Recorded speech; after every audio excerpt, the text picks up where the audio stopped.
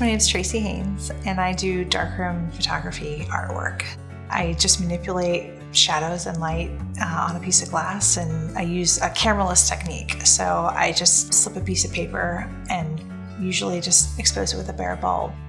I've wanted to be an artist since I was like 17, and I went off and did other things and just kind of wandered back eventually to it. So I was teaching at my old high school, and I needed to teach this basic concept of what is called a photogram, so a cameraless picture.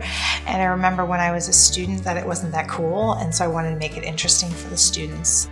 And so I came up with this idea of putting ink and water together and a piece of glass and manipulating it and trying to make something fun out of it. And then it just evolved into all sorts of other things that I do with it.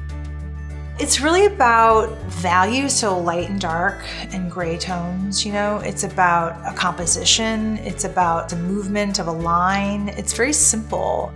Sometimes I do use an enlarger, and so when you have an enlarger, you're taking a very small image or piece of material and making it larger.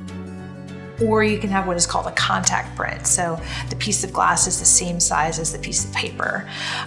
So I like to work big, and so for photography, a 20 by 24 inch image is like oversized.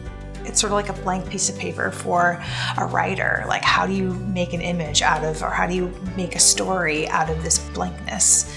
So just kind of playing until you get something interesting. So it kind of depends upon the subject as far as how you create a composition. Really, it's about this joy of life. My joy of living is what I'm showing in like my pictures, or what I find interesting, and hoping to share that with other people. And what I think is pretty, what is beautiful, and what I think is alive. And I want to like convey that. So it's really very simple oftentimes, and it can have just the elegance of a simple statement is what I'm going for, really.